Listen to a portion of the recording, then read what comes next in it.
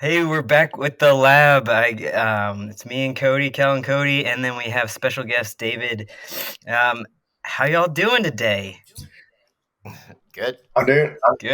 I'm doing well, man. How you doing? Thanks for having me on. My Awesome. last name is DeMesquita, by the way. I know you were trying out. Yeah, I didn't even Yeah. try. I was like, Sorry, I was gonna let I you. was gonna be like, you gotta say it. I was gonna let you go ahead and so please introduce yourself, and we'll let the viewers know who you are. Yeah, sure. So I'm David DeMesquita. My last name is extremely long, and I know you were trying not to butcher it there, so I'm perfectly fine to introduce my full name. A lot of people know me on Instagram as Dynamite D. That was actually my only childhood nickname that I had. It sounds like a porn star name, and I wish I could reverse back time and not use that because it started called Dynamite Dave, but Dynamite D. I was like, there was a point in time I was so close to changing it to my actual name. I was like, it's catchy. You don't have to worry about people not having to say your last name, kind of thing. So I just didn't change it back.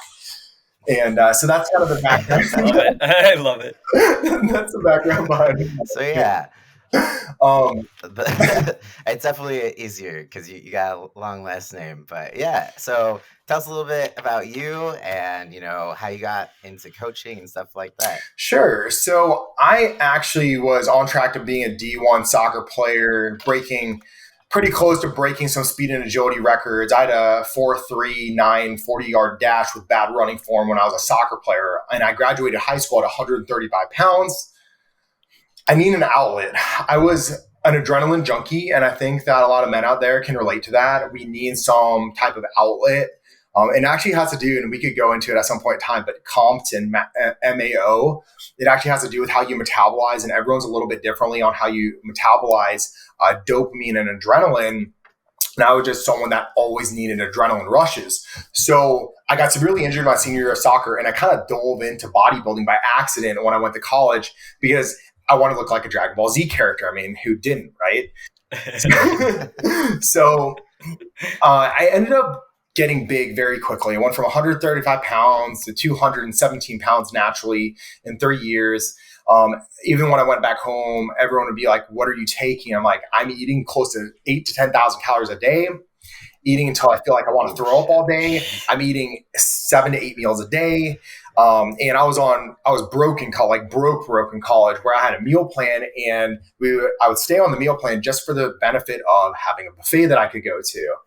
And I would sit down and make sure I had 15 minutes to eat as much food as I could. And that's what I did. So I dove into bodybuilding really for the simple fact that I needed an outlet. It was great for me. I fractured my back my senior year of high school, and I ended up healing my back actually when I was doing bodybuilding, even though I was doing crazy weight. Like I went from a 220-pound squatter to 450 in 3 months when I was squatting because I didn't care if I lived or died. I had a lot of really depressing stuff, or, well, I say depressing stuff, hard stuff that happened and allowed me to be able to grow into the man I am today when I was in college. And that was really my outlet.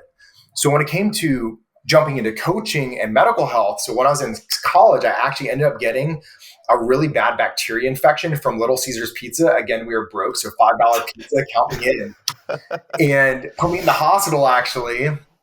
A year later, I went back to the hospital again from Little Caesars Pizza again. It must have flared up the bacteria that was already residing in the gut. I thought it was food poisoning the first time. The next time they ran a CT, or not a CT scan, they ran a CAT scan. And they ended up finding out that I had bacteria in my intestines that entire time. Well, they're just going to walk you out the door and string you up to an IV drip and maybe put an antibiotic in your system. That's not going to do anything to really resolve the case. So today, I had to learn about gut. Gut was like my bread and butter. A lot of people that talk about gut health haven't been through severe gut dysbiosis like I had been through for 10, almost 11 years by this point, and it took actually almost 2 years to resolve it. In fact, I'm still partially resolving it, and I may have actually developed, and this is the first time I'm talking about it, may have developed Crohn's along the way actually from the damage to my intestines over time. We're going to do some testing actually here within this next year. There's a lot of medical testing, and I'll come out and talk about it more openly once I figure out if I have Crohn's or not.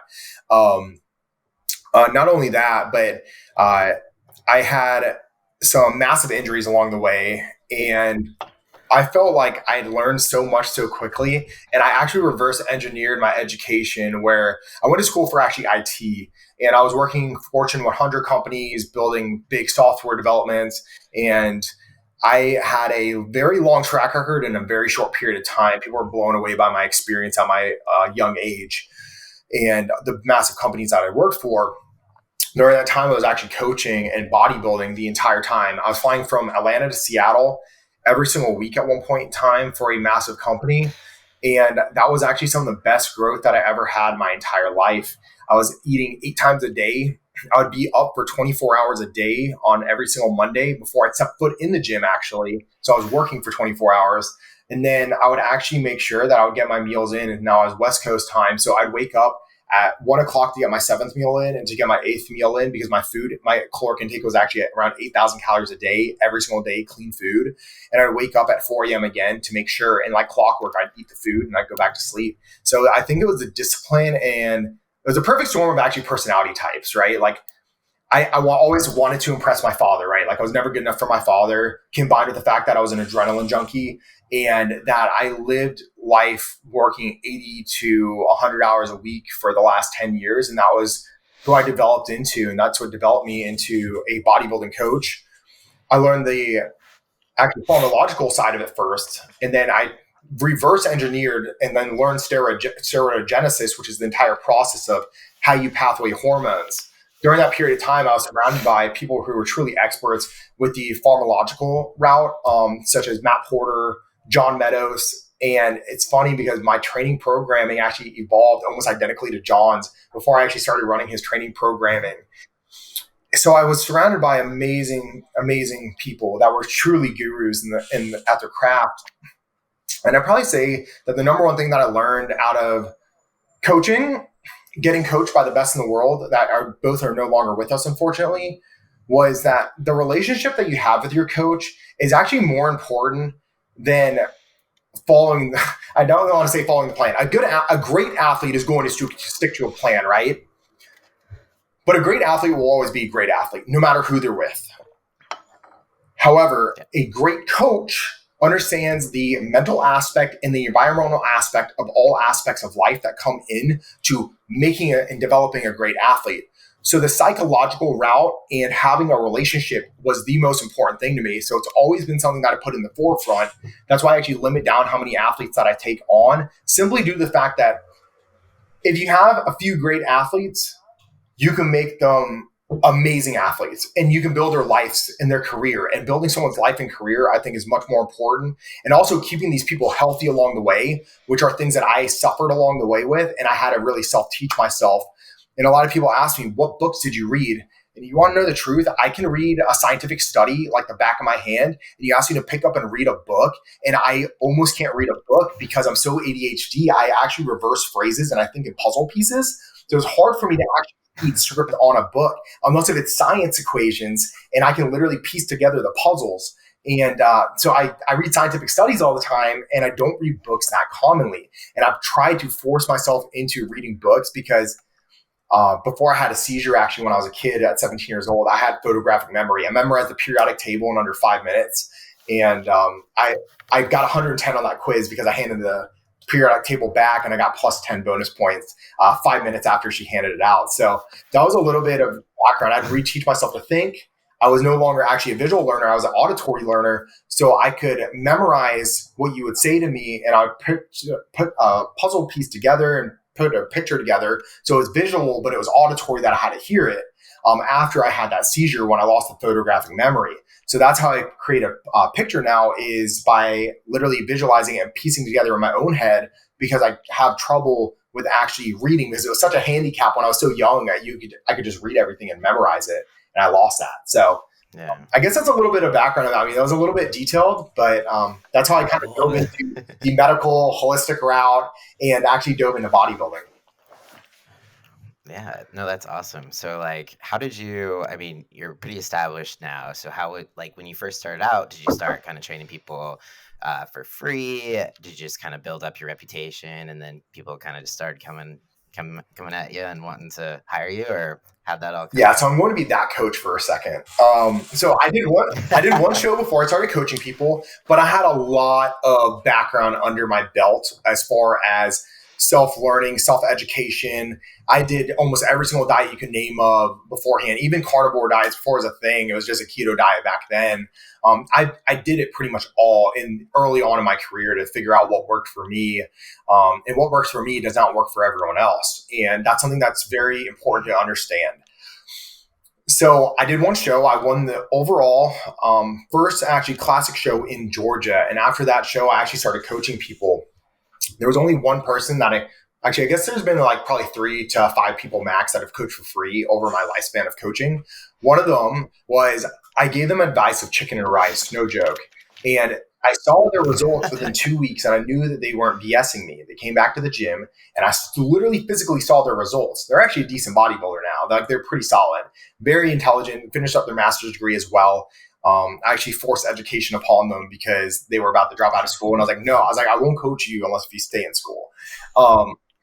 So that was one person that I coached for free. And then I found out very quickly, if someone doesn't have skin in the game, they don't execute the plan. And the more skin in the game that they have, the more prevalent it is that they execute the plan. So unfortunately, the more you charge, the better results you tend to get. And that's a very real thing. And I think you can hear a lot of business coaches actually talking about that. The more you charge, the better quality of better quality of people that you actually get. And it's very, very true. However, unfortunately, in the sport of bodybuilding, most people aren't very well off. And that just is what it is. It's a very expensive sport, whether you're talking about exogenous hormones or just natural supplements. The natural supplements are way more expensive anyways than anything else, and the food. So I think that was kind of where I started. So I started charging actually, I think it was $50 a month, and then $75 a month if you're in season. And then it very quickly went up to $100 a month. And you realize, like, when you're broke, $100 a month to most people isn't really that much money. So I eventually went to $150, and I think I stayed there for a little while. And I think when my name became very well known, I was already charging, like, I just went up to $250 a month right before my name became well known. And very quickly, my roster capped out super fast, and my pricing went up from there, like way before my roster capped out, because no one was saying no. Everyone was saying yes. And I was like, okay. I was like, where's my point where people actually start saying no? And it was way higher than $250 a month. And even then, it was like a 90% conversion rate. And I was like, look, I'm not taking anyone else on. I decided not to just put an absorbent amount of money as my number and really peg it and just really take on quality human beings, not lifestyle, medical, bodybuilding. It didn't matter who you were, honestly, and it still doesn't matter who you are. I think it's very important to treat others as you like to be treated, no matter what walk of life they've been through. Yeah, for sure. Yeah. Awesome. Kel, do you have any questions? No. Yeah, so I kind of want to switch gears a little bit, and I want to kind of talk about like hormone. Like, so we're trans men, and we talked a little bit about this beforehand. And so, like, I don't want to say like a subset of the bodybuilding community, but like a little identity of our own, because there's starting to be quite a few, at least trans male bodybuilders out there. And I kind of just want to start picking your brain a little bit about hormones, and because I think a lot of people will really enjoy that. So so that's kind of where I wanted to head. Sound good to you guys? Yeah, sounds good to me. Yeah. Awesome. So tell us, like, how did you, so you said you had mentioned that you kind of got into talking about hormones and all that pretty early on in your career, and really have like become like an expert in the field, like when it comes to hormones and stuff like that. So I kind of just want to see, like, what made you so interested in that? How did you get into it? And I know you said you had some pretty cool mentors, but yeah. So before, I had some really good mentors, and actually I had a guy before, Matt Porter. His name was Chase, actually. So really good friends with him. And what caught my interest within the hormonal route and the pharmacological route was the fact that, one, I had no understanding besides high school, really science, and then college science behind it going in. So it was extremely complex for me to learn. And anything that was complex for me would interest me. That's why IT and really hard software to develop interests me. And then when it became not interesting to me was when it became too easy for me. The human body is extremely complex, and hormones are puzzle pieces. Coming from a transition, let's say, your hormones are completely different, and they're essentially levers. So if you change one lever, what happens to the other lever? So everything talks together, and people forget, they try to simplify the human body so much. The human body is much more intelligent than we are. It's almost like thinking about physics versus quantum physics. Quantum physics are almost inversely related to physics. It's very similar to the human body, where you can keep getting deeper and deeper. You can keep feeding hormones, and eventually your body still has negative feedback loops to stop from going down a certain route. And it is actually fascinating when you think about it that way, that there are infinite loops within the body to a degree, and everything is synergistic and works together. So if someone's extremely stressed, what happens to your hormones? Well, is it your adrenals that are going to get taxed? Is it when your adrenals get taxed, does your brain get taxed? When your pituitary gets taxed, how much does it downregulate your hormones? So that's really what got me interested in it, was honestly, how big of a human being can we create, right? That's very cool, right? How high can we jump? Are there certain steroids that literally will make us jump higher? Are there certain steroids that just make us stronger? Are there certain steroids that aren't going to make us faster and make us slower? And the fact of the matter is, there's a very hard yes to every single answer, one of those answers. So how do you make someone the best performance at whatever they are doing? And that's really what caught my interest in it, because I was coming from a really good athlete in soccer. What would have been great for me in soccer would have not been great in bodybuilding. And what's great in bodybuilding is not great in gymnastics. So I think it's very important to understand that mechanism of action is very important to understand.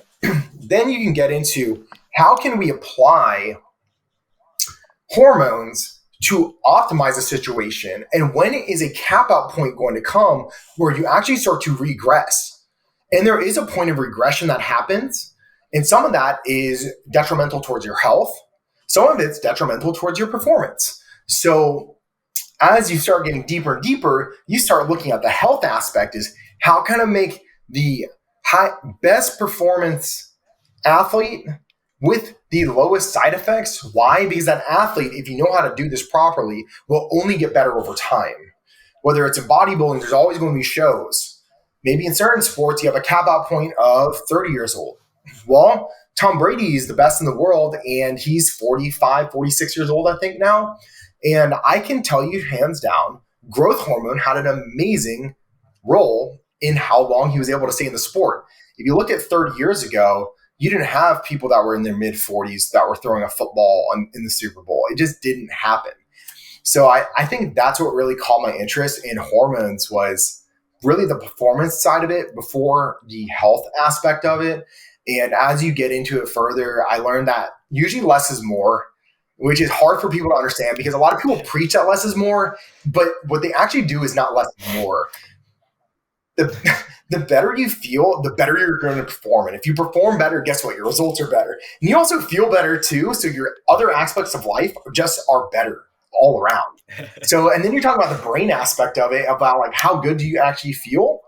Well, then you're talking about like, how do you optimize your brain functionality and nootropics, and what natural versus peptides versus, and there's just so much to it. And that's really what caught my interest, like when it came to hormones and optimizing things, and kind of like transitioning more into like the medical route in the medical field, more so than just bodybuilding, because bodybuilding is very simplistic. A lot of these people are so genetically blessed that, I hate to excuse my language, but you can throw shit against a wall and something's going to stick. But if you didn't have like a liquid object to throw against a wall, and it was a cup without shit in it, nothing's going to stick. So how can you make that cup actually stick to the wall? Is a hammer and nail the right choice? Is an anchor the right choice? is a screw the right choice? And you find anchor it into the wall. Do you have to find a stud? So those are things that I guess people don't really think about when you're throwing just exogenous hormones into the equation. I think we've gotten so caught up in this is the way. And it's there are so many ways to accomplish this goal. How can you accomplish this goal and continually accomplish this goal and only get better at your achieving your goal and then your next goal and then your dreams, because you don't want to stop shy of your dreams ever. Right. Yeah. I love that. So, and I think that's something that also, and I know this is a little tangent, but that I get so frustrated with, because they bodybuilders get shit on so much for messing with their hormones and stuff. And it's okay, but so does football and so do all these other sports. And it's okay, people. Yes, but also. So that's just my mini rant for the day. But cool. So when you get a new client, say, that has been a bodybuilder, maybe they've plateaued with other coaches, blah, blah, blah. And they're it's hormones. It's what it has to be. What is your kind of process on intake?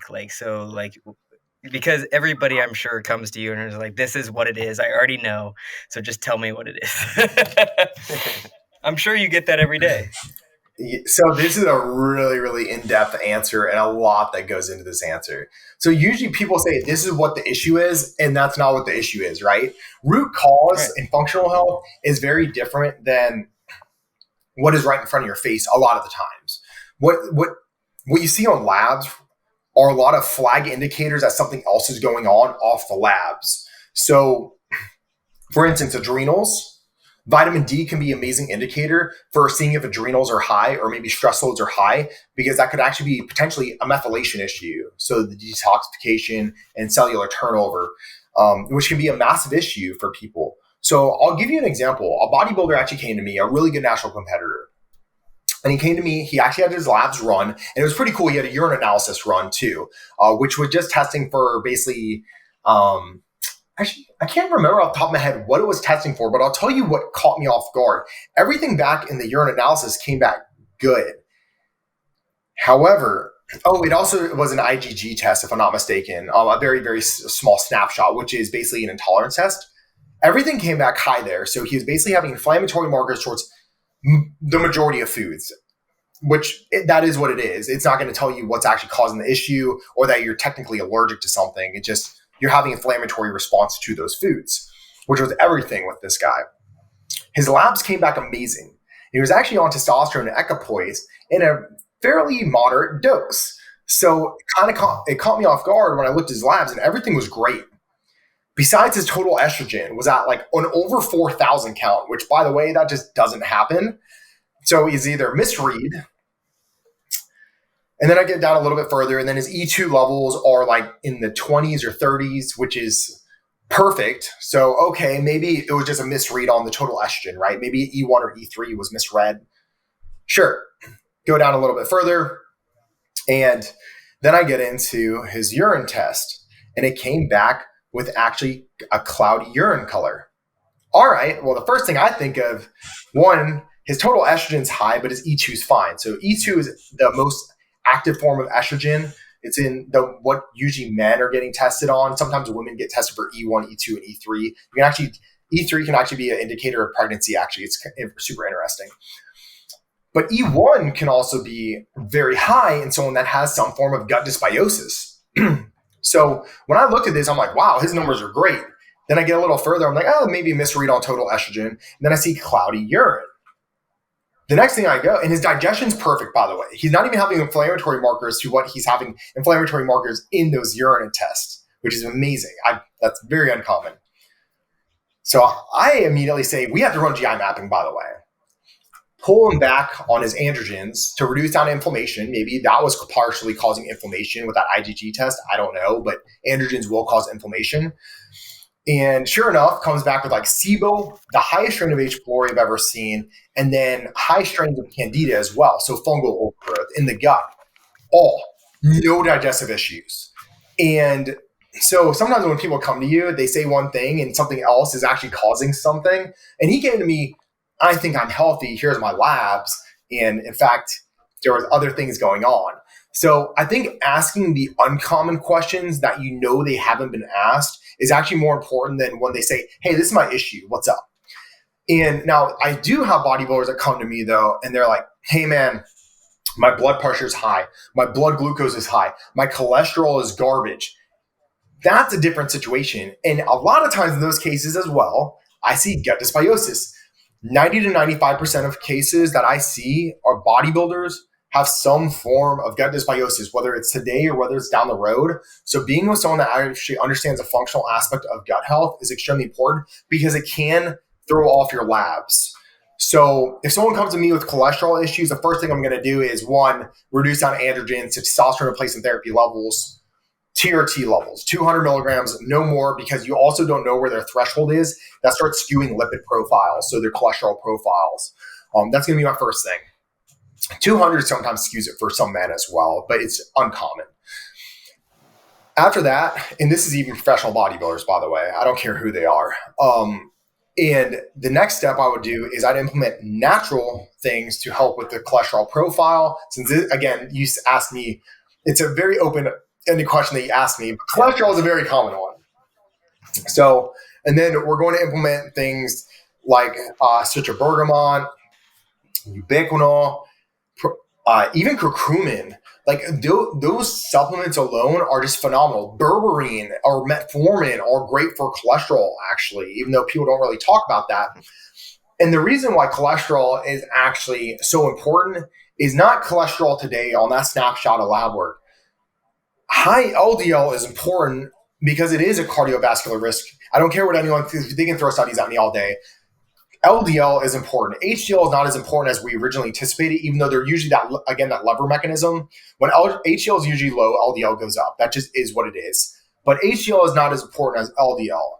And the reason why I say that is plaque buildup is caused from high blood glucose, damaging the artery walls, and then you start getting slowly LDL going and getting stuck in there. And then it starts to calcify, and that's how you get plaque. So it's not directly LDL or cholesterol that is plaque. Yes, that will end up becoming plaque if blood glucose is elevated. So another thing that elevates blood glucose is high stressed people. So, and you can kind of ask me some questions off that. I just kind of took what you just said and ran because you asked, hey, this is my issue. And a lot of times people come with you an issue and there's actually other issues that come with it. Always. It's never the full story. That's for sure. Yeah. Do you have a question, Cody? I was just going to say, so when it comes to cholesterol, I feel like, you saying, the LDL and then it's caused with the, blood glucose spikes and then the LDL getting stuck in the arteries and stuff. Would you say that it makes it even more, because people are really usually stuck on, consuming cholesterol via their diet, via like eggs and stuff like that. Like usually people are like, no, I can't have eggs. I have high cholesterol. And it's just like, okay, cool. But how much sugar are you eating? And no one really thinks about that aspect of things. And I'm pretty sure that is what is more detrimental to your health than that egg or that steak or whatever. So would you say that it's probably more important to watch, the shit you're eating with sugar versus something like eggs? So eggs are actually a phenomenal form of cholesterol. It even has omega-3s in it. When you get eggs, get cage-free organic eggs. There's actually a brand that most natural stores have. It's called Happy Eggs, and they're really, really high quality. They're like orange at the yolk. The darker it gets, the yolk, the more micronutrition there is in it. So don't spend your money on your eggs. Even if you're eating 2 a day, a dozen is going to last you almost an entire week. So just take that into the equation.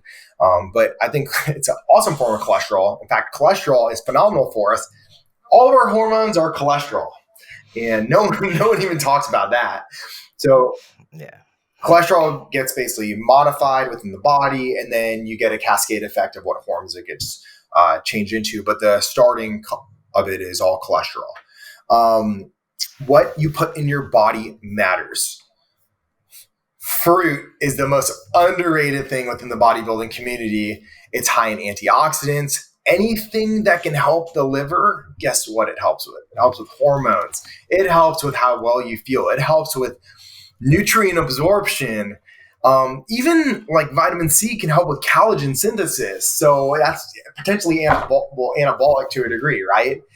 It's not anabolic, but to a degree, right? Increasing collagen synthesis is definitely something that we want for repairing of soft tissue. So sugar, inflammation, all bad for you. It's funny though, but bodybuilding is counterintuitive to what I just said. Inflammation in our body is phenomenal for muscle growth. It's terrible for longevity, but amazing for muscle growth. For instance, IGF-1 is terrible for longevity. However, it can help with muscle hyperplasia. Arachidonic acid, which is actually the first stage of muscle hypertrophy. So when we break down the muscle tissue and we're trying to trying to repair that muscle tissue, you have to have arachidonic acid present to even have muscle hypertrophy happen. Arachidonic acid can also increase risk of heart attack. So again, checks and balances, but putting in good nutrients and a diversity of food can help to prevent a lot of the gut issues that I'm talking about. Now, in bodybuilding, we still eat so much food, we're probably still going to have it eventually of some sort. But making sure our blood glucose does not elevate is extremely important. And some people can get away with some sugar. But if you can get away with sugar, that's all fine and dandy until you end up having opportunistic or bad bacteria grow in your gut. And then you start feeding bad bacteria. That's where you get even more chronic inflammation with everything. So 100%, you're absolutely spot on with that. Yeah. It's like whenever maybe you had a cheat meal or something and you just decide to go crazy on like some crumble cookies or something. I feel like the next like 3 days I'm just like so puffy and I just hate my life. And I'm just like, it's not really worth it. So yeah. It also creates really So bad habits because there's such a dopaminic urgency or reward system when it comes to sugars. Like people are always like, sugar's equivalent to like, I think it was like crack or cocaine. I forgot what portion of the brain. It's one of those portions of the brain, but it just has to do with the dopamine response where it's just the feel good hormone just like flushes through your body. So most people that can't control those binge eating habits, they like have a little bit of sugar and then it's like, boom, like light up that portion of the brain. I need more. And then the next day they're fighting it. And the next day they're fighting it. And like it depends on what your willpower is. So that's another thing is like habit forming things is something that also people yeah. don't talk about in bodybuilding at all. Yeah, no, I think that's really important too because people they like to preach, if it's your macros or balance and stuff. But I'm like, sometimes, man, you can't have balance at first because you're just gonna be craving shit like left and right. You're making it harder for yourself because it's like the more you eat it, the more you crave it. So sometimes you gotta like take a break, separate yourself from the things that you tend to go ham on, or else it's just not gonna go away. Yeah. Absolutely. Yeah. Well, and it's just like setting yourself up for success in general in your whole environment because so much of your environment plays into any of your habits, right? I just wrote something about it, but it was like if you don't have your environment and the culture that you're in controlled for what you're trying to do, you're just fighting everything the whole time because it's just like a little ecosystem. Everything can be a different kind of ecosystem. So like your gut flora is one, your house, how your house is set up, how your room is set up, not to mention all the people you surround yourself with. And it's just like if you have anything like off as far as checks and balances, it can just unravel everything. Yeah, you're absolutely right. Yeah. I actually have a question on that one. In your close friend group that you had 10 years ago, who is still in that friend group? How many people do you have left in that group?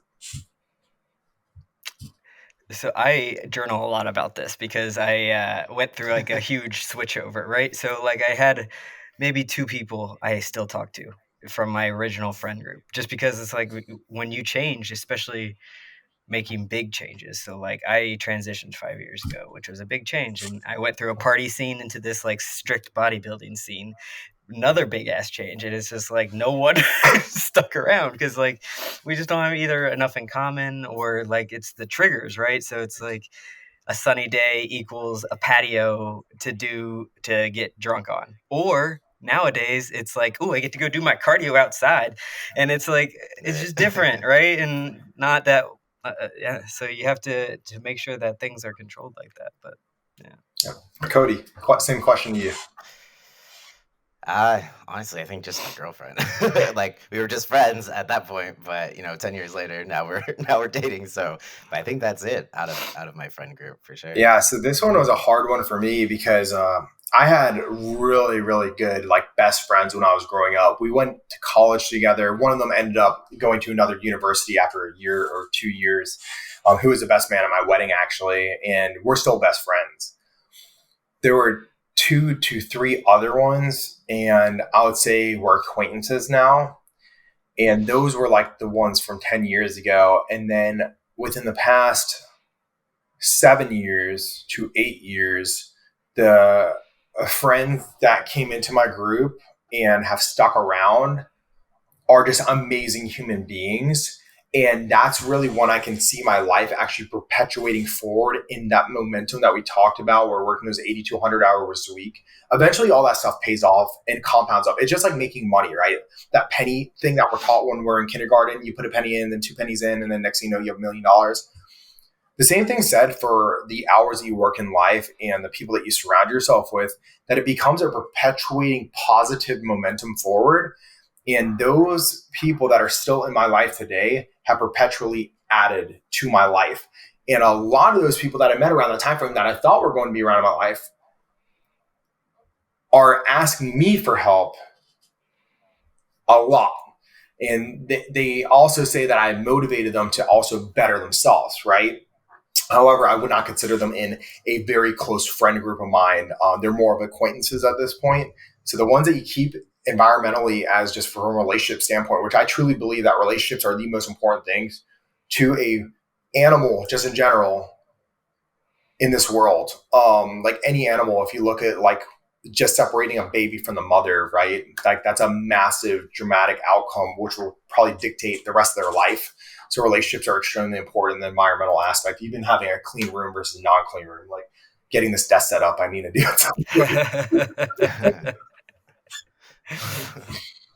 Love it. Yeah, for sure. I was thinking back, when it comes to gut health. So like I was a person who had digestive issues like for fucking ever, I feel like, up until accidentally.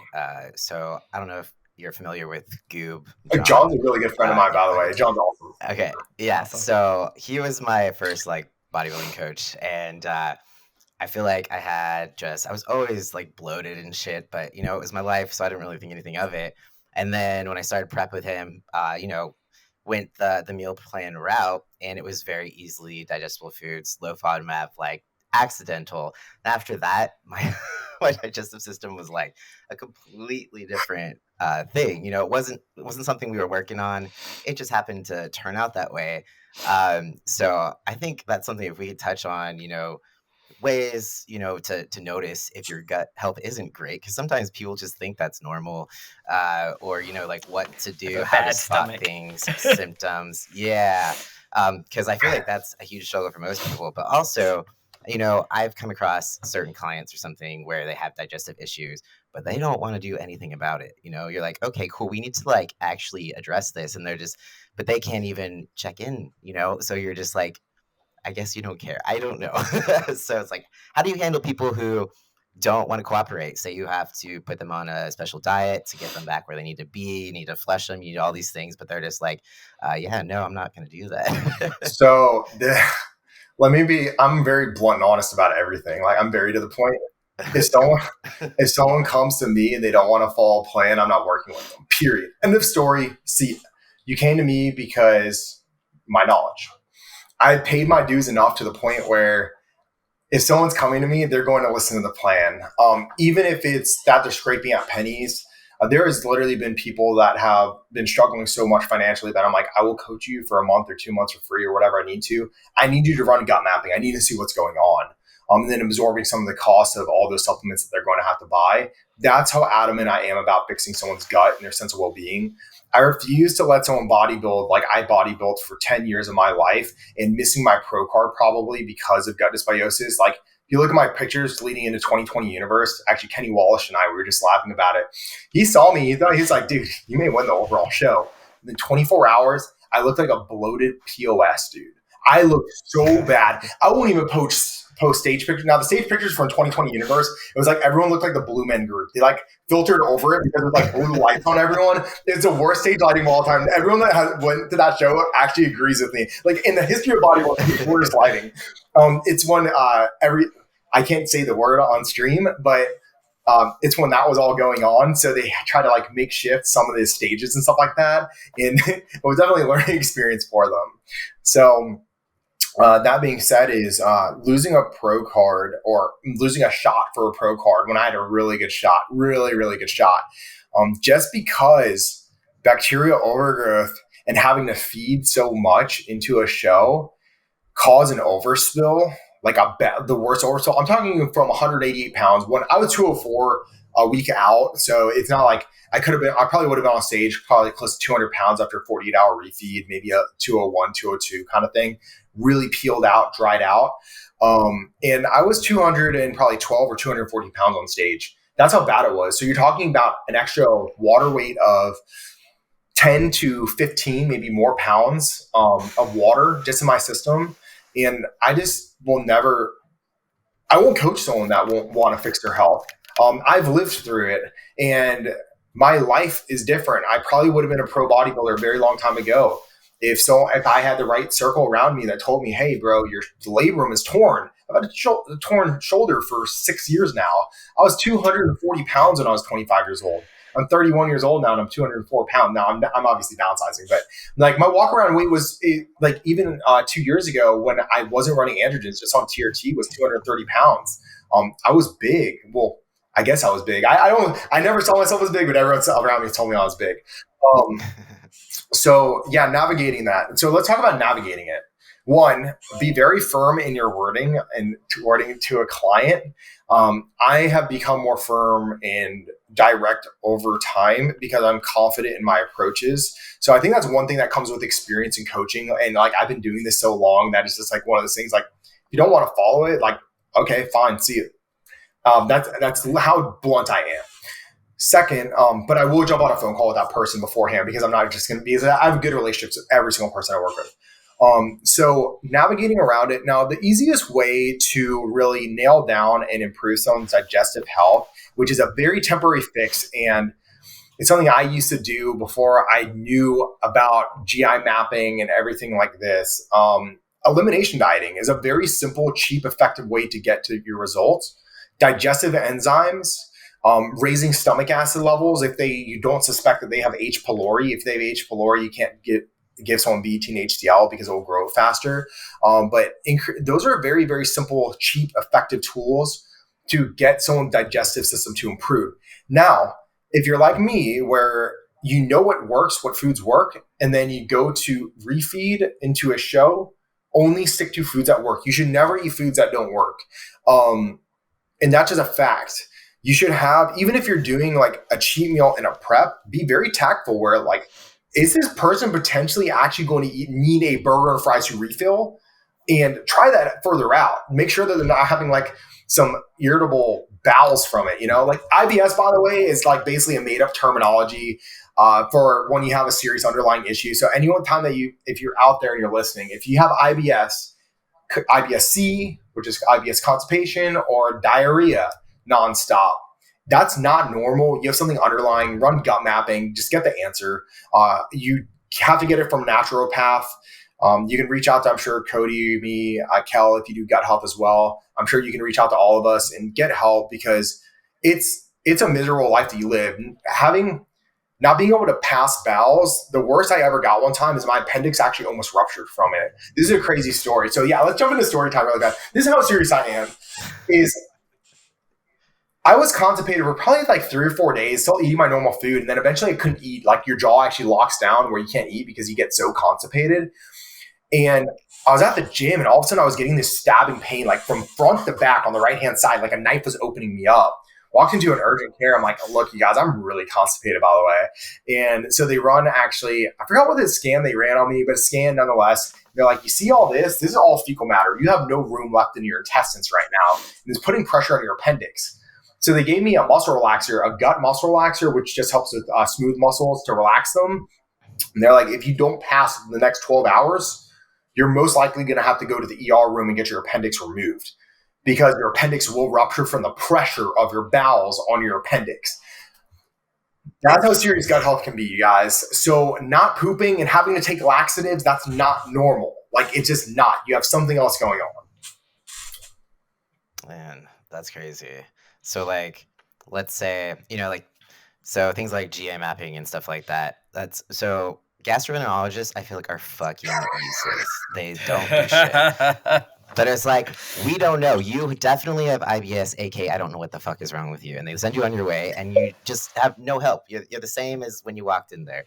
But yeah, I feel like, they don't do GI mapping. They don't give a fuck.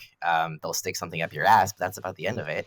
So yeah, so as far as GI mapping goes, can you kind of describe what kind of answers people might get from that, as opposed to just going to their usual like GI doc who might anally probe you and then just leave you alone, won't even buy you coffee? But yeah, I mean, well, they could at least buy us a coffee before they anally probe us, but right, instead we pay them for now, that shit. Which I will tell you right now, there's a lot of money in endoscopy and colonoscopies, and I think that's the reason. Is if something is truly medically wrong, like you have Crohn's, it would pick up on that scan, right?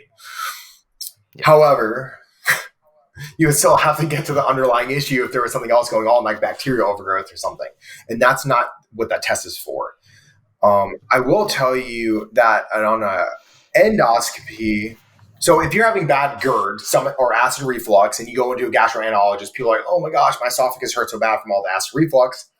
They're going to hand you a mepro. This is how bad gastros are. I'm not talking to gastros down, but what they're there to give you a pill and walk you out the door, making sure that they fix your symptoms. So if you walk in there and have severe acid reflux, they're going to say, here's omeprazole, which is a proton pump inhibitor, which stops you from producing stomach acid so you don't get acid reflux anymore. Omeprazole is one of the worst things for you, by the way, you guys. It's a Band-Aid if you have like an ulcer or something like that. You might need omeprazole to make sure that you heal it and then move on with your life. But you're probably having acid reflux either from H. pylori, which an endoscopy they usually do a biopsy to test for H. pylori to see if that's the issue. And they usually only do this if they think that you're having like bleeding from the upper GI tract if they do an endoscopy. H. pylori can cause it, or the most common one is low stomach acid, which you need betaine HCl. Now, gut mapping, GI mapping, it will test for H. pylori. So again, it kind of covers your bases there anyways. It's going to test for things like E. coli, salmonella, H. pylori, which H. pylori, if you have a long-term and high amounts, it can cause stomach cancer. So that's a very serious one. It'll test for parasites. It'll test for worms. It'll test for your normal bacteria flora, which is very cool. You can see what bacteria you may actually need. It'll test for opportunistic bacteria, which opportunistic bacteria, you always hear this term being thrown around called SIBO. Small intestinal bacterial overgrowth. This is where your bad bacteria has overgrown. Drinking kombucha tea is not going to fix this. It'll make it worse. Eating kimchi and sauerkraut will make this worse, not better. So like I used to hate hearing like people that were getting the gut health saying, oh, drink kombucha. Like, no, like it can make things worse, not better. Taking probiotics can be money down the tubes and potentially make things worse, not better.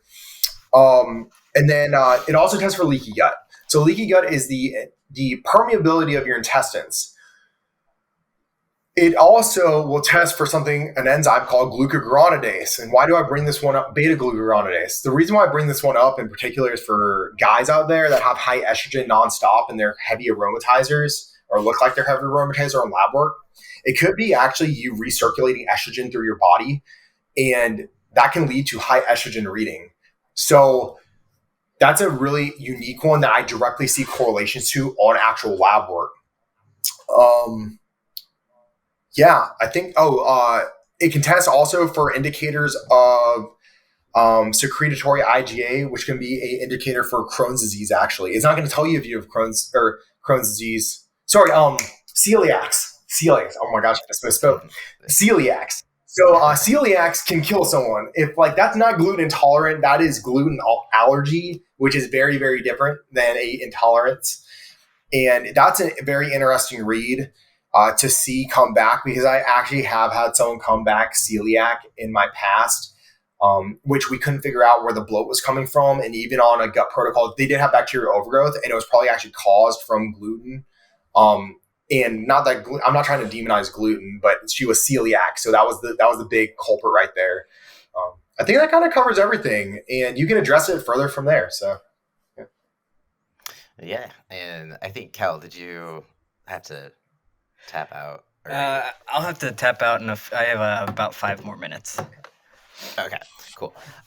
So should we just? Is it cool if we just keep going? But after, sorry, be like, all right, bye, Kel.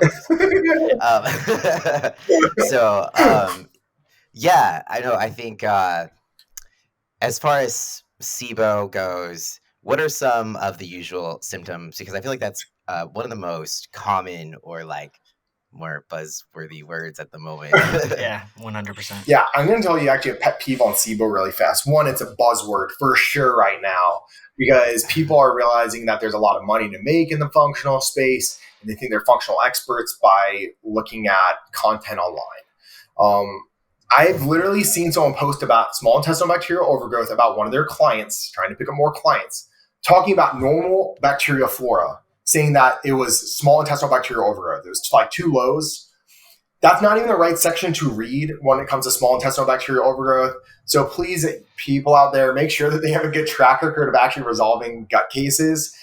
It's a big thing that I'm seeing, unfortunately, on social media where they're saying, hey, this is a client that I had SIBO. I resolved the SIBO case, and it wasn't even SIBO to begin with. There were like 2 low normal bacteria floras. So more common symptoms of SIBO. Constipation is probably the most prevalent. Sometimes you will see women, and I've been the only man that I've ever seen it all, by the way, so I'll explain it in a second, where they look pregnant, and it's their intestines literally creating and fermenting, right? Again, fermentation. That's why you don't eat fermented foods and kombucha. Fermenting and creating gas in the intestines and creating extreme intestinal distress and pain. I've seen it one time where a client went out and drank alcohol on New Year's Eve and looked pregnant the next day. No joke. And I'm like, well, you're not 8 months pregnant after drinking alcohol. So I'm 99% sure that you have SIBO, but I quote unquote am not a doctor and can't diagnose this. So go over on GI mapping and let's figure out the answer.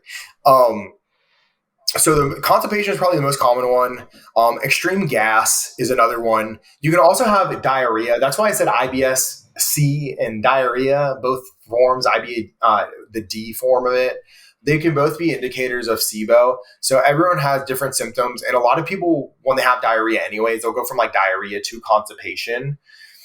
And I think that diarrhea is a really unfortunate one to have if you go from diarrhea to constipation, because usually what happens is your sphincter muscles feel like corrosive acid has gone through it for so long that you're just like scared to poop anymore. And I think that's one of the things that leads the constipation afterwards. So I think that those are the most common. Yeah. I think something I noticed too, that folks that tend to come to me who have some digestive issues are also very type A, high-strung personalities. Me being one of them, I'm basically describing myself. But it's just like I feel like there's a connection where, you're in this kind of fight or flight stage constantly. So, IBS-C as well, I feel like there's a connection to be like, your body does not want to take a shit in the middle of an emergency. So that's why you cannot poop. So we need to like calm yourself down so we can get your body to be like, it's okay, we can take a shit, So like, obviously there's a connection between like your gut health and, your mental health and stuff like that. Is there any way to kind of, improve the stress levels to basically how do you improve both and find out if they're connected? Because I feel like you go to a doctor and then you feel like basically they tell you you're crazy if you're like the highest strung kind, and you're just like, well, kind of accurate, but what do I do about that? Yeah, so I'm glad you brought that up. That's a really, really common one that I see. Type A is very common that you see gut dysbiosis cases because of this. And gut dysbiosis, by the way, you guys, is literally your bacteria flora being off to some degree, whether it's normal or opportunistic or bad bacteria. And being high stressed or high strung is a bad environment to be in. And there's a few things that come into play because there is a gut to brain axis way. We don't know all the mechanism of action between the two, but we know it exists, and we know certain drugs, the correlation between the two. If you're fight or flight, your body does not want to go to the bathroom. That is absolutely factual. Something that you can do two things that are super effective. 10 deep belly breaths before you eat your food, and walking after you eat your food, especially outside and getting daylight on your skin. Now, it gets even deeper than that. So if you're talking about depression and your gut, 90% of your serotonin is produced in your gut. 50% of your dopamine is produced in your gut. Try to feel happy when you have a bad gut, when that's where your neurotransmitters are created. Literally, serotonin, your happy hormone, and dopamine, your feel-good hormone. You're talking about slashing those in half at the minimum. And it's very prevalent that there are chemical imbalances that are caused from your gut to your brain and your sense of well-being. Not just the fact that you're like, oh, I really want to take a poop today and haven't taken a poop. That's just like, that's very minimal compared to like the actual chemical imbalances that can come from it.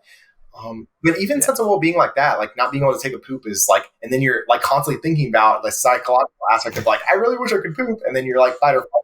I better go to the store and get some laxatives. And next thing you know, you're relying on laxatives, and which is a colon stimulant.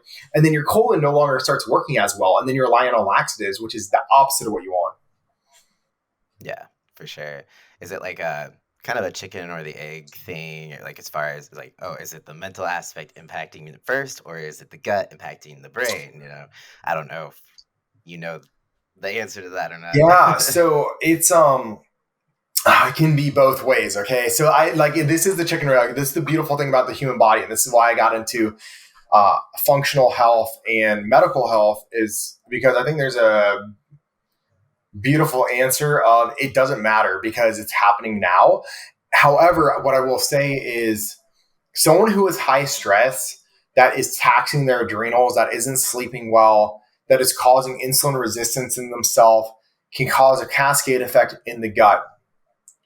Directly, when you're having a reduction in your thyroid hormone or potentially T3 production from that thyroid stimulating hormone, when you're severely stressed and you tax that portion of the brain, your pituitary gland, your hypothalamus pituitary axis way, when you downregulate, you can actually reduce down motility. When your motility is reduced down, well, guess what? Now you're constipated because you're not able to break down your food as well, and you're having it sit in your intestines. Then you have this other end of the spectrum where gut dysbiosis can lead to, or leaky brain can lead to leaky gut can lead to leaky brain, and start having that same cascading effect anyways. So chicken or the egg, I don't think it really matters too much. It could be one or the other. However, with a type A person, you're usually probably going to see adrenals of some sort and downregulation of the hypothalamus pituitary axis way, potentially downregulation of motility. And then, so you're not passing as much, and then you're getting bacterial overgrowth at some point in time.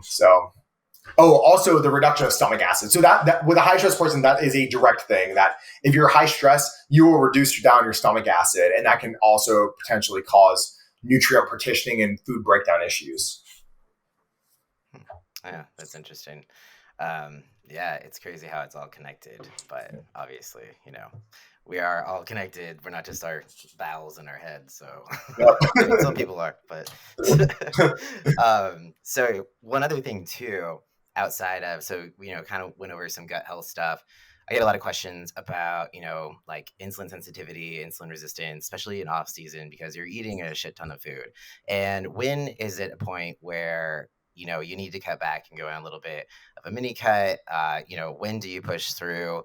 When do you pull back? That kind of thing. Because I know personally, you know, I'm a person who I can only push myself so far with the food. I mean, I've got a female past, so like it's you know, smaller stomach, smaller body. So getting myself to eat is harder for me. Like I can diet pretty easily. You know, I feel like most people, socialized female, like they're like, oh, this is fine. But as far as the eating goes, it's just like, man, that is what is the most challenging for me. Prep, I'm like, I'm cool. I did that for like 10 years, I feel like. So like now let's get to the hard part, and that's eating. So yeah, what is too much? When you need to pull back? What are some troubleshooting things if you have appetite Yeah, issues? yeah. That's a really, really good question. You're talking to someone who had to eat 8,000 calories a day, where I felt like I was like giving blowjobs for a living or something like that. My jaw felt like I was going to break off my body at some point in time. Like my teeth would start hurting. It was so bad. Oh, That's actually the most miserable thing, is when you're having to eat so much food that your jaw is actually taxed, and that your teeth and gums and stuff like that start hurting because you're eating so much food. And I was putting chicken broth in all my food. It didn't matter what it was. I could have been beef and there was chicken broth in there, just because it was probably cheaper for me and that's what I had on hand. So that's a very real situation to be in, that I've been in. And appetite stimulants definitely did come into play during that time. So let's talk about insulin resistance, and then we'll talk about appetite stimulation. So insulin resistance is a very interesting topic, for the sense that there's a lot of different ways to approach it. One way that I approach off season with all my athletes is I actually will do carb cycling. So on their non-training days, I just reduce down their food, and it doesn't have to do with, carb cycling is this amazing thing. It's really just so that I give the digestive system a break more so than anything else. And the mental sense of well-being of not having to eat as much food is a really nice thing when you're having to eat a lot of food. So that is one thing that I do. It does help with insulin sensitivity to a degree. Fasting, not intermittent fasting, but a actual fast, can potentially be a nice way to troubleshoot to see if you can help with insulin sensitivity. Berberine is my favorite form of a GDA, is something I implement for insulin sensitivity. Metformin's another one. Berberine is also an amazing antimicrobial. So antimicrobial is basically a natural antibiotic. So it will help to kill off bad bacteria in the gut. It's really, really effective for that. And let's see, what else? Reducing inflammation, improving sleep. So if someone is not sleeping well in the off season, you need to check their fasted blood glucose, because that could be a nice indicator if someone's actually truly sleeping or not. If someone is smoking marijuana before bed, pulling that out is an awesome thing, because a lot of people do it nowadays, or they're doing Delta 8s thinking that it's not THC. There is THC in there. It can interrupt your sleep patterns. And that's a whole topic of discussion for another time. But that is something that I see commonly that will increase insulin resistance and reduction of sleep. So those are, cardio, implementing cardio. I think walking around and implementing cardio is an awesome tool. Now, what is a tool? If all those don't work, and now we're talking about exogenous hormones, if you're implementing insulin to help to reduce down the insulin levels, it may be time, but insulin, there's a lot of benefits to it within a muscle building standpoint, even a longevity standpoint, for taking pressure off the pancreas. Insulin is definitely something that could be deployed. I'm talking about basal insulin, so either a 12-hour or 24-hour insulin, not a rapid insulin. You can implement rapid insulins as well. However, from a actual pancreatic standpoint and taking pressure off the pancreas, those basal insulins work extremely effectively. You don't have to worry about continually pinning yourself with like every meal and stuff like that, and constantly checking blood glucose. It also helps with your appetite. It helps to reduce down inflammation. It helps with gut motility. So there's a lot of benefits out of exogenous insulin. Another tool that you can do that I actually really like on the natural side of it is ganchion root. It is the worst tasting thing you will ever put in your mouth. I can promise you that. Like, you can probably dry shot Everclear immediately after doing a shot of ganchion root, and it tastes like heaven. And ganchion root is super effective for increasing someone's appetite. Another one on more of the pharmacological side is MK677, which is a growth hormone secretory or secretolog. And essentially how it works is it's a severe ghrelin antagonist, because it is a oral form to try to get that growth hormone to release. Now, here's a catch-22 to it, which is going to read back the insulin resistance. It can cause blood pressure issues and massive insulin resistance issues. So MK677 is usually not where I lean into, especially so in the off season that's trying to get that you're trying to keep insulin sensitivity as good as you can, because it will eventually impact it, whether it's today or tomorrow. But it works extremely effectively for an appetite stimulant. Yeah, I think Goop put me on that one time, and it made me just like retain so much fucking water. I was just like, oh my god, I can't move my arms, man. So it didn't do so well with me.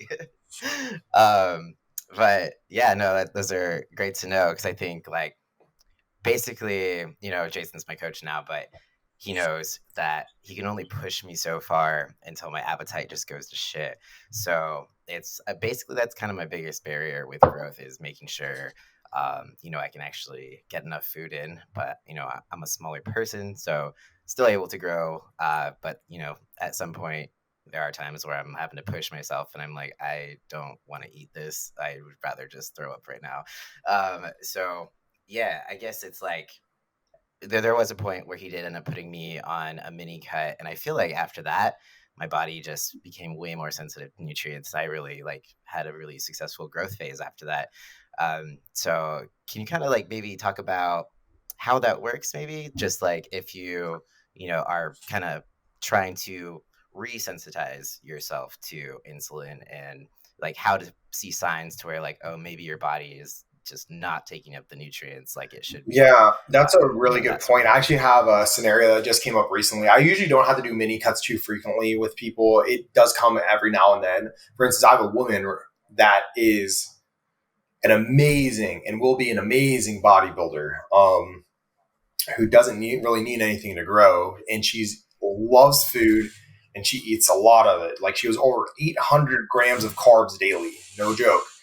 Mind blowing, I know. 800 grams daily, clean, and her fat That's intake was crazy. probably, I think, I want to say around like 120 to 150. So it's up there as well. To do a mini cut, it one reduces down overall systemic inflammation. I'm actually doing this with her right now, and she's like, "No, I don't want to reduce down my food. I don't want to get smaller." I'm like, "You don't lose lean tissue when you're in a mini cut. You may not optimally gain muscle tissue, but you're still going to probably gain muscle tissue unless if you're like hardcore cutting down." Um, Yeah. Reducing down the systemic inflammation alone is probably actually the most important thing about that mini cut. Reducing down digestive distress is another thing. As you see the return of insulin sensitivity, one, you're not only feeling better and the systemic inflammation is definitely lower, but now your nutrient partitioning is actually going to be more optimal, where exogenous hormones would actually be beneficial at that point. If you can't really absorb your food and your inflammation is extremely high, I don't see a point of adding exogenous hormones in that are going to actually make your inflammation worse. So that is really the whole point to a mini cut. And some people resensitize very, very quickly. Some people only need 2 weeks of a mini cut, like a little bit of digestive distress and reducing on inflammation and maybe even a deload off of training, just letting the body recover and take that break helps a mental sense of well-being. So especially someone that's type A, like we were talking about, it can help to Yeah. relax that person and get them parasympathetic enough to where they actually truly get time to recover at all aspects of the body. And then you can start feeding again. And most likely you're going to have a really good growth phase, like you said, a really good growth phase out of that as well. But when inflammation is high, your body's going to cap out at some point. Your recovery is going to be bad. Your joints are eventually going to get impacted from the systemic inflammation, that high blood glucose. And you can't just keep throwing pharmacology at situations to fix something that needs a biological fix at that point. It needs to roll back that clock a little bit and take a step back to take 2 steps forward. Yeah. Yeah. That's good to know. Good explanation. Yeah. Trying to think if there's anything else on. Is there anything else that you could think of that we just skipped over? I'm trying to think of. So we've gotten hormones, insulin sensitivity, resistance, gut health. Um, yeah. I mean, the only thing that we could talk about is potentially implementation of exogenous hormones of some sort if you wanted to. However, I think we've pretty much covered everything. That would basically be another podcast, I think, alone at this point. Yeah, probably. Yeah, no, I mean, we could if you ever want to come back on, of course you're always welcome. But yeah, I think as far as probably the last thing I would say, what would you say to someone maybe interested in bodybuilding, it's thinking about getting into it? Like, what does it take? Like, if you are to seriously consider wanting to, say, get your pro card, is it something you can do, naturally? Is this Yeah. something, like what kind of personality does it take to be good at bodybuilding? So what type of personality? I was type A. No, actually, type A is some of the hardest people to prep. By the way, personality type is definitely taken into equation. You actually have, from a coaching perspective, you have to understand if they're type B or type A. And a lot of type Bs won't express if they're actually stressing or not because they don't know if they're stressing or not. There's self-conscious stress that comes in. So that's actually one thing that I've had to learn as time has gone on. Now, someone that wants to get into bodybuilding, I think the most important thing that I could ever tell someone is enjoy the journey. It's a very long journey. And unfortunately, I'm going to go back to the tortoise or the hare. The hare, think of that finish line as finite, and how fast you finish that line is bodybuilding, right? And how quickly do you want to get somewhere? You're going to probably fall short of that finish line and where you want to actually get to. And you really have to be passionate about it. I potentially, if I didn't get all my injuries and stuff like that, I'd probably be on the Olympia stage by this point with my genetics. However, a lot of the injuries and stuff like that I suffered may have been circumvented and prevented along the way. However, it was lessons for me to learn to honestly give back to people. So enjoy the journey. Perfect training, enjoy training. If you don't enjoy training and you don't literally love embracing pain, you're going to fall short of your goals. So that's one thing. I think being realistic with your goals as well when it comes to performance enhancement. Most of us, 95% of us, would need to enhance to turn pro. There is 5% of guys who are just genetically superior out there that can turn pro naturally. And I coach some of those guys. It's very, very uncommon. And I have seen guys that are on less androgens than women on the Olympia stage, and even a natural guy on the Olympia stage that I know personally. And so understanding that, but be very patient because the stage isn't going anywhere. Make sure all aspects of life are in place before you even step on a bodybuilding stage, unless it's just a checklist thing. You're going to keep getting better over time. Be very slow and methodical with your approaches. When it comes to even PEDs, less is more. And I know people preach it and they do the polar opposite behind the scenes, but truly you don't need a lot. And you're going to eventually injure yourself if you go too quickly. And I think we're going to unfortunately see a lot of people get injured within the next 5-10 years, very early on in life, which is going to be an awakening for people. The beautiful thing, actually, I think about classic physique and men's physique is it requires a lot less to go the distance. Once you're just a genetic freak, you don't require a lot and can do open bodybuilding, which is very uncommon. But the guys back in the day in the 90s, they weren't using a lot. Enjoy the journey. It's a very slow journey. Don't expect to go pro within 10 years. That's just my honest opinion on it. Most guys you're going to see turning pro are between 8 to 15 years in. If they're genetically superior, you might see someone that goes pro between 6 to 8 years kind of thing. Or I've seen like 3 to 4 years, but those are just freak of natures. So enjoy the journey. Yeah, I think that's probably like the people struggle with enjoying the journey the most out of anything, even if it's just lifestyle clients. You're just like, there's nothing else you can do. You gotta be patient. That's all I got for you. Sorry. The crazy thing is like when you go pro, the heaven gates don't open up and rain money on you, right? When you go to the Olympia stage, the same exact thing. Like when you go to the Olympia stage, guess what? It's like going from amateur to pro. Congratulations, you're the worst pro. When you go on the Olympia stage, congratulations, you're the worst Olympian, right? The heaven gates don't rain money on you randomly. Like, yeah, it's a checklist for you for sure, but it's not a certification or anything like that. I mean, it's a certificate and it does mean a lot. Like one of my life goals was to go pro, right? Will I ever go pro? I don't know if I'll ever compete again. I probably will, but it's going to be behind closed doors and I'll step on stage randomly. So I'm not trying to discredit it, but just understand that, like, make sure your life is beautiful as well besides just your physique. And a lot of people put the cart in front of the horse in bodybuilding because it's such an extreme sport. Oh, you said personality types. You have to be disciplined. You've got to be like OCD disciplined. You heard the story about me waking up at 1 a.m. and 4 a.m. to eat my meals. Now, I'm not saying you don't have to be that extreme. I'm just kind of a freak when it comes to stuff like that. But you have to be disciplined. It is the most disciplined sport in the world. And the fact that like dieting year round is important. Off season, you should be 95% on your diet. And that's just to give a little bit of leeway to enjoy life. But if you want to go pro, you have to outwork the pros. And then if you want to be a good pro, you have to outwork the good pros, the Olympians. And then if you want to be number one in the world, well, guess what? You have to outwork number one in the world, which is very difficult to outwork anyone like that. Yeah, most definitely. So, yeah, awesome. Well, I think we could probably, end it here, but, would love to have you come back on and talk about all things like PEDs and stuff, because I know you just have so much knowledge there. But yeah, do you have any places where people can follow you, maybe contact you for coaching or, anything like that? Instagram, YouTube, that sort of thing. Yeah. So Instagram, I'm Dynamite_D. Everywhere else, I am actually under my real name, which is David DeMesquita.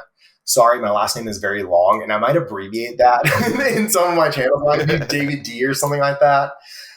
So that's on TikTok and YouTube, which actually my best content's on my YouTube channel. So a lot of the rest of it's kind of clipped up from it. I do create separate short form content. And then if you're interested in coaching or consultation will be directly to my email, which is david@demesquitanutrition.com. And my website to apply for coaching is on demesquitanutrition.com. Awesome. Well, thank you so much. And thank you for coming on and talking to us. And yeah, hope to have you on again. Yeah, I look forward to it. All right. And we'll just